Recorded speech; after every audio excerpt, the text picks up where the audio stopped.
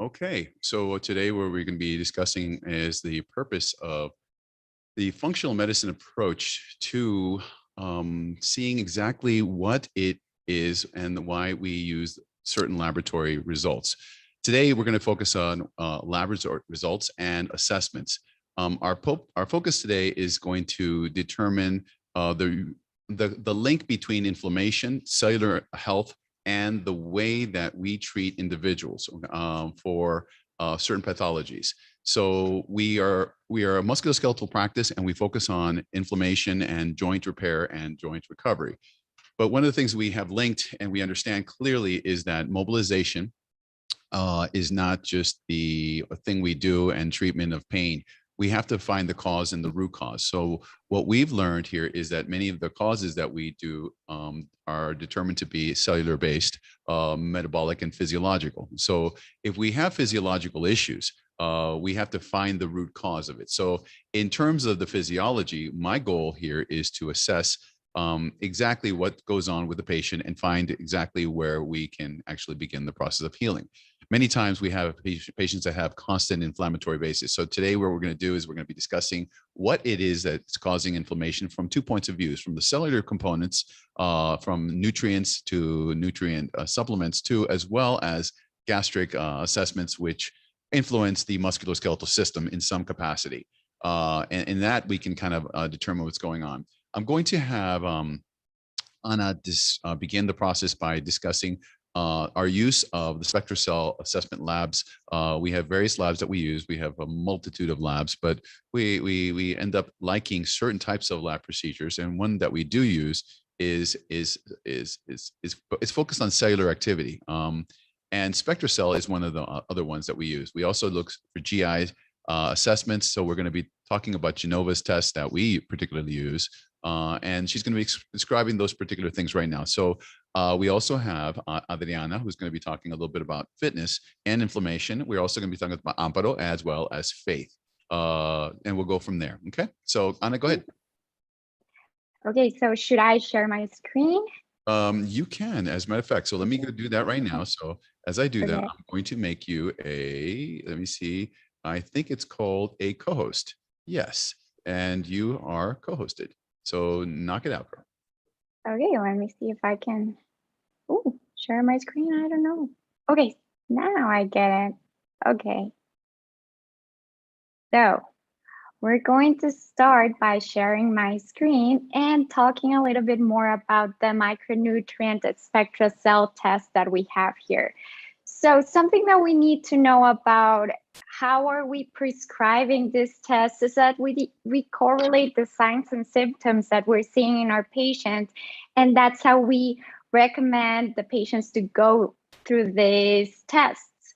So why am I prescribing a micronutrient SpectraCell laboratories test? Well, mostly patients who come with fatigue, they are dealing with maybe a lot of pain, or maybe they are feeling a little bit under the weather and they don't know what is going on because they already have done all the other tests, the metabolic tests, the lipid panel tests, and they still don't know what is going on. So of course, us as functional medicine providers, we try to go a little bit down and under the skin just to see what is going on. And as Dr. Jimenez already told us, we're mostly dealing with things that have to do with cellular issues, or better said, mitochondrial issues or metabolic symptomatology that it's going a little bit up because we are lacking of this specific vitamins, or we are dealing with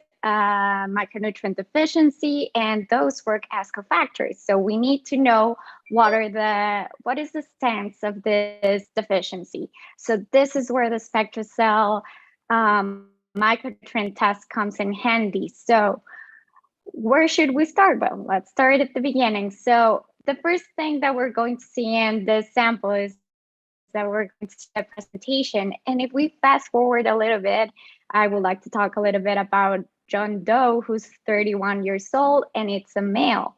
So something that we will see at the beginning of this test is that it will give us like a quick run up of what is what is the suggested supplementation for this specific patient? And now we can see what are the abnormal ranges of those specific vitamins or macronutrients, or even ratios that this patient is missing, or he might be a little off on their ranges. So we can see right here that it gives us the suggested supplementation with the right numbers, and actually it kind of leads the way of how we're going to treat this patient depending on the micronutrient deficiencies. After these, we can clearly see the borderline deficiencies. And something that is really simple about this test, and this is why I like it so much, is that it makes it extremely easy to read or to explain to the patient, or even for patients to understand what is going on. So Ana, for example, just to catch you there, we're looking at your document. Do you have the actual lab test up in the screen, or are you looking at the Word document? We're looking at the Word document. Oh, I'm so sorry. So let me reshare my screen. So are you looking at this right here? Now we got the right test. Now we got the sample test. Go ahead. So we can actually see the John Doe now. Okay, so here's where I was starting with this after I started blabbing, but here we can see that we have John Doe who's 31 years old. And here's what I was explaining to you earlier, that at the first or like the second page, we can see like this results at glance, and it will tell us exactly what is the suggested supplementation for this patient, depending on the different deficiencies that this test observed. So after this, we can see the borderline deficiencies. I'm going to go back right there, because one of the things that we're looking at is that the bottom line is, what's the take home that we need to understand, right? So when you take such a detailed assessment, and you're going to see how elaborate this is, it's going to be quite a large amount of data. A large. Yes. Where the bottom line is, what do we do from this? How can we see where we have holes in our diet, and where are those nutrients? And right there, it gives us the functional deficiencies in a nutshell. And that nutshell is going to be able to give us a direct blast at trying to get your body's metabolism to work as it should be. Continue, hon. Okay, so that is exactly what I was trying to say, and that it's very well put. And something else is that it will provide the patient with a simple tool to go back and see what are the principal takeaways from his or her treatment. So here they are. They are very simple and very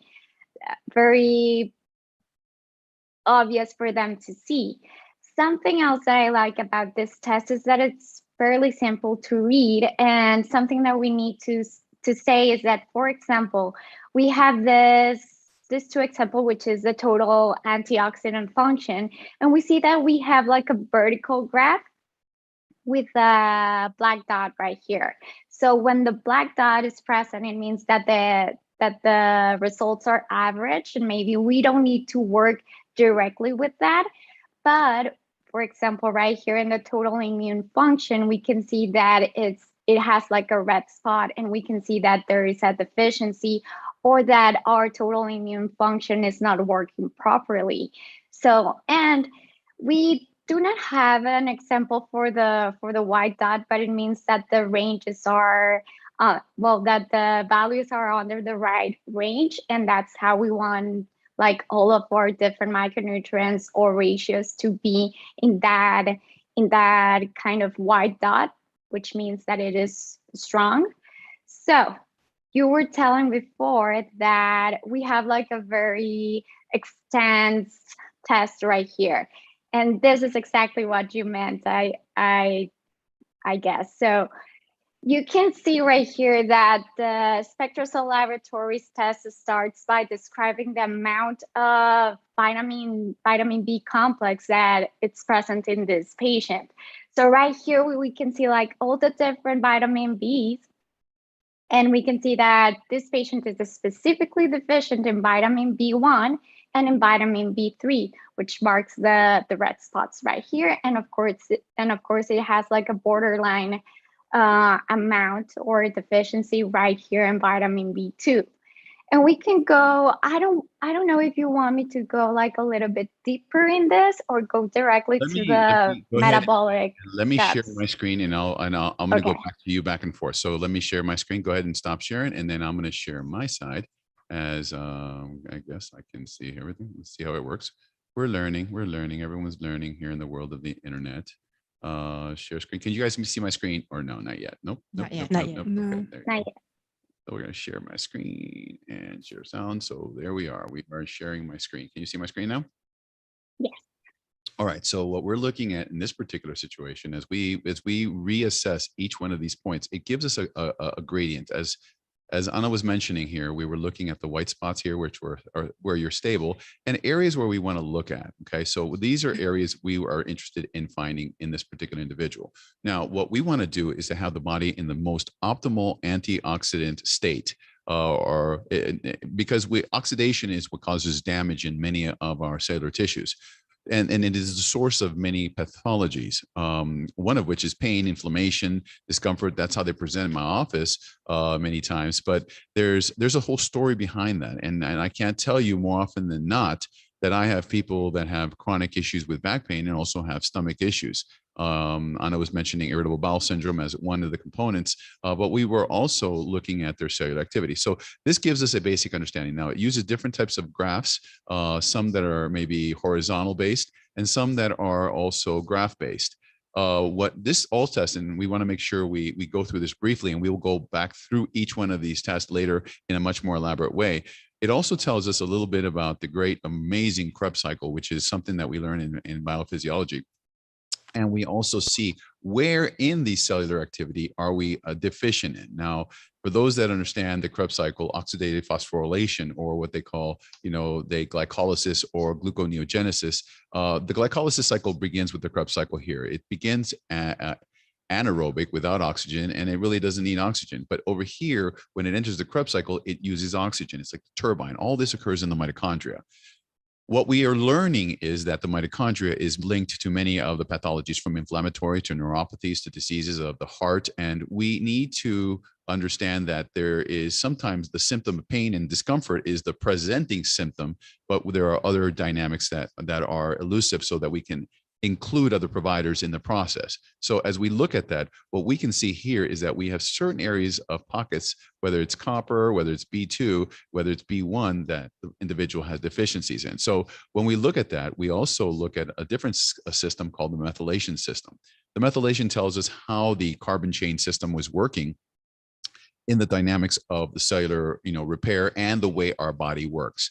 So in those same areas where we were just talking about, where the vitamins and the supplements and the cofactors and the minerals, vitamins are very complex molecules. Cofactors are minerals, and they have to be working together. And if you don't have cofactors, such as certain minerals like magnesium or copper or different minerals, it just doesn't work well. The enzymes don't work well, and the processes that actually work our body just don't function like they should. So in order to get the body to work optimally, we need to know what's missing. Okay, and if you drive a car, you want to know it's brake fluid that's missing. Otherwise, you just drive around without brake fluid, and what happens? Well, you can imagine. So the whole idea is to understand where these micronutrients, these supplements, make a change, and that you can have some sort of understanding as to what's going on. This is important because if we don't explain where the problem comes from, we may be treating an individual with a musculoskeletal disorder of many joints, thinking that we can work mobility, but when we understand the problem may be more physiological, okay, and or in combination with physiological issues. So one of the things is we do these tests and we can figure out things. Now, this is particularly one of the tests we do. So in review of that, we will also be able to, once we understand the options of the supplements that we have, we also will be able to give you recommendations on certain diets. Ana, you have a quite extensive dynamics when you explain about nutritional diets. What type of diets do we use to adjust patients, at least their intake with? Their intake, well, first of all, we try to focus on working on the gut. So something that I like to do is to fully restore gut function. So I mostly start with a very simple diet, which I love. It's called the low FODMAPs diet. And what we do right there is that we try to take away all the inflammatory foods or irritable foods that could be inside of a person's diet and just take them away, supplement it with other types of food, and provide uh, um, some sort of restorement of what is the gut health in that patient. And if there is something a little bit difficult for that patient, or it's dealing with a lot of more issues that the low FODMAP diet cannot treat, then I go ahead and continue with an elimination diet. But in order to do that, I need to know what is causing. Just kind of, so the elimination diet that we use is, and your dynamic direction is because it requires a much more deeper kind of discovery of what's causing the inflammation. So even the elimination diet is even more powerful. Yes, but I feel that you need to know exactly what is going on in the patient's gut and what are the foods that are causing that reaction or that sensitivity. So we need deeper knowledge or deeper tests in order to know that and to prescribe that diet. All right. So what kind of a test do you do? Now we use different sensitivity tests. And now that you mentioned that, do we do other tests? Okay. Yeah. So smooth. So smooth, huh? We actually do a gut sensitivity test. And here we have what we call is the GI-FX test, okay? Because a lot of people, you'll see on commercials where they, just send your little, I guess we have to kind of be candid with it. We take a stool sample and we can evaluate a lot by the stool sample. So I don't know if you want to share your screen, but tell us a little bit about our approach, because as we discuss this, we want to be as basic as we can, because one of the things is when we deal with inflammation, we have to take into other areas of account, such as digestion, inflammation, gut microbes. One of the things I also tell people is our gut microbes are our friends. We cannot forget them. And many times we try to destroy them or create some sort of imbalance by the mechanisms or the treatments and the protocols that we use. We have to be very mindful that when we affect them, we have enormous effects throughout the body. So I know that you love using this, and we definitely do this a lot with our patients. Yeah. But tell me what your side of it is and your direction as you want to include in this. Well, I feel that the SpectraCell micronutrient test and this test are connected, because if we don't have complete gut health, we are not able to fully absorb all the different nutrients from our diet. So either it's something wrong with your gut health, or you're not fully introducing all the different micronutrients in your diet, or you're dealing with a huge injury that it's kind of depleting all the micronutrient pool of your body. So this actually, the comprehensive profile by GI-FX by Genova actually help us to know a little bit more of what is going on in your body. And it actually provides a lot of information about different types of gastrointestinal diseases, exclusively talking or specifically talking about irritable bowel syndrome or inflammatory bowel disease. So this can provide us with a little bit of more information on that. And something else is that it is, once again, very easy to read. So in the first page of the sample report, we can see the results of what we are dealing with this patient even before going through all of the different results of this lab test. So something that we have used previously is the patient total commensal abundance, and it actually helps us to know what is the total amount, or how is the variation between the different microphilia is going on in that patient, so we can know if the patient has microbiome overgrowth, or if the patient is dealing with a little bit of deficiency.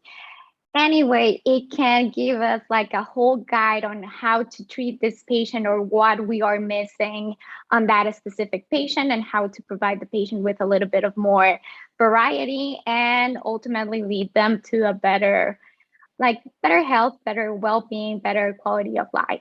Yeah, well, one of So the things that it's even just a few minutes ago, we had patients with IBS that have clearly made the connection between their gut and their inflammatory state.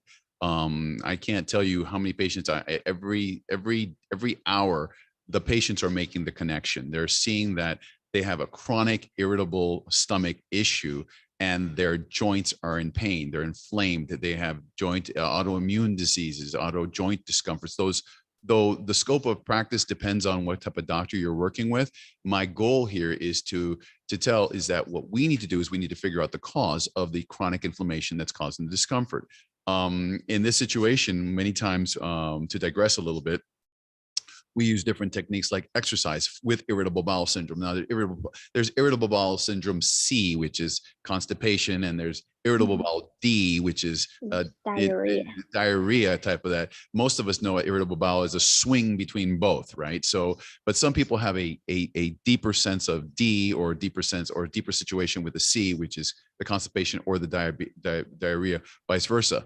Each one of these, we need to figure out what the cause is. And our bacteria, if they're out of whack, or you have a small intestinal, dysbiosis or bacterial overgrowth, as we call it, or SIBO, in many times, or you have leaky gut, you may have a dynamics or a problem with the things you eat. For that, we can open up the forum of gluten sensitivities, and those kind of issues that we're going to be talking about in the future. But we want to at least begin the conversation, but understanding that we do the different tests that assess the cause and to see exactly what your body is speaking about. We can, as we look at these tests, we actually see the types of bacteria, and without getting too deep in here, we will tell you different types of bifidobacter and different types of phylum. Each phylum has its own purpose. Now, this may seem something that happened in biology, but we will discuss this with each individual patient based on that. Now, as she mentioned, commensal means good stuff. That's the stuff we need, commensal. So, we want the good stuff. We don't want the bad stuff. And we don't want the body to be in an imbalance. So what we need to do is understand that each person has its different ranges. So as our goal is to, with our team here and our providers and our healthcare providers that we work with, our goal is to come up with a solid solution for you in terms of coming up with the treatment protocol and the care plan that's appropriate. Now, one of the things that we do here is we actually do even interesting dynamic things like massage therapy and exercise. And this all plays into the treatment protocol. Now, I know that Amparo is an individual who she works with, sometimes working on people, and she works on visceral massages to help with the intestinal process by loosening that up. So we also work on the outside. Tell us your history, Amparo, of working with people, and what do they change when you start working on them physically? Have you ever noticed intestinal changes as you start working on? Tell us a little bit about your experience in that. Actually, yes. Several times I've noticed from patients that their experiences, as I'm massaging them, they're like, I can feel my gut is moving. But I just ate, or I'm not hungry, but I can feel something happening there, or my stomach is growling. And I said, well, because it's all interconnected. So as I'm working on your muscles, there is something physiologically happening in your intestines, in your gut, because it's sensing that things are being moved, toxins are being pressed back into the system to be drained out. And that's why, of course, I encourage them to make sure that they drink plenty of water so that they can flush all those toxins out. And then specifically, I've had patients or clients tell me, my stomach, I've heard about massage for the gut, and I said, okay, so then there's different techniques we can do. There's kneading, there's effleurage, tapotement with fingertips, where we move clockwise to encourage the motion of digestion. So that way the food or whatever is sometimes even stuck in there, been in there processing for quite a while or stopped processing, and start to move accordingly to what their body naturally needs to do. And they can feel that, they can sense that. And I've had people come back with their feedback saying, you know what, I actually slept better. I feel better in the morning, and I'm not so foggy headed. You know, when I was driving, I seemed to be more on task. You know, when I was at work, even thinking, I was like a little bit more sharp, more clear. And they made that connection that the gut health and the massage on the different parts of their body, it all came together. I even had patients tell me that they're starting to dream different because of the gut health, or because of the things are moving, and they're even like, well, I can see my toes better, you know. So I've gotten a lot of good feedback and different kinds of feedback. So it's really a very powerful situation. Well, Amparo, I got to tell you, I get the story every single day. I mean, literally, when you work on them, or when one of the therapists that we have here work on them, they describe it, you know, in odd formats, like they unloaded, they totally released, and they call it detoxified, but they just cleaned out as soon as their body starts working and starts moving, the body dynamics. We have Adriana here, who's also, she's an expert in our exercise, in our home-based physiological exercise programs. And you notice things too when people start exercising, specifically on gut health and their overall metabolism. Tell me a little bit about what you have experienced with what's going on. Yes, the first thing I wanted to add into this is that it's very interesting to know, a lot of people might ask themselves, what am I a candidate for all these tests? And I think that it's very important to know that a lot of people, 4 of every 5 people who walk out there, are deficient in some kind of nutrition or some kind of vitamin or mineral.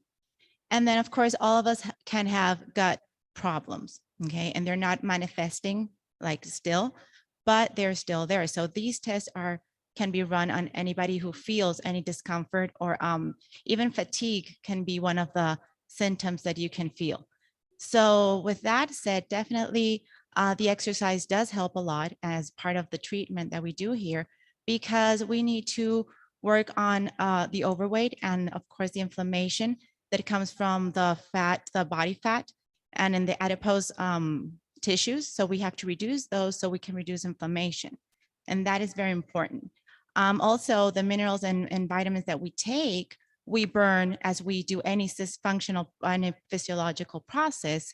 So we do need them even to exercise, so we can reduce our symptoms of fatigue or tiredness or dizziness. So all those things come into play when we're talking of a whole holistic view of a person, talking about their nutrition, talking about the massage and everything that we do here in the therapy. And of course, adding the exercises into all this program and help them have a consistent and holistic growth in their well-being. It's crazy, but you know what, with the exercise, the physiology, the treatment, the assessments that can be performed, we can get to the cause of the issues.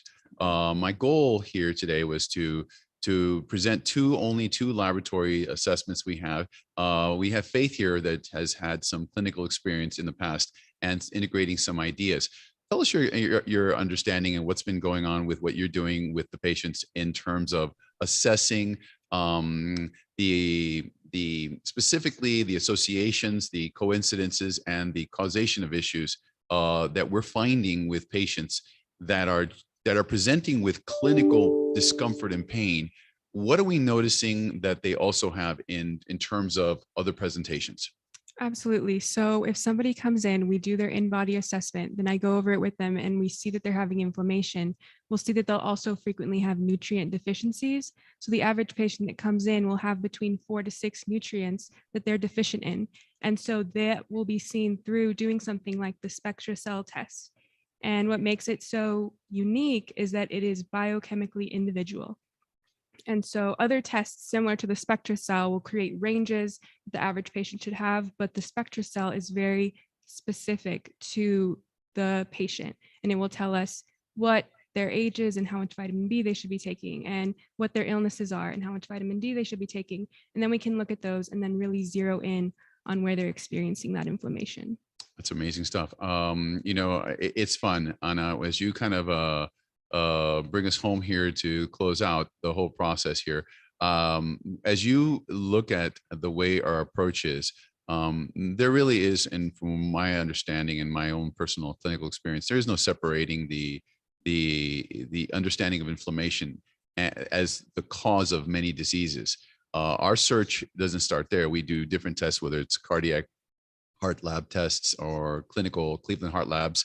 We attest inflammation. We assess for or assay metabolic disorders, lipogenic profiles. We look for all these this kind of dysfunctional areas, then try to find the root cause. At that point, we come up with the ultimate way to fix people, which is find the appropriate treatment. But many times it's very much entwined with dietary changes.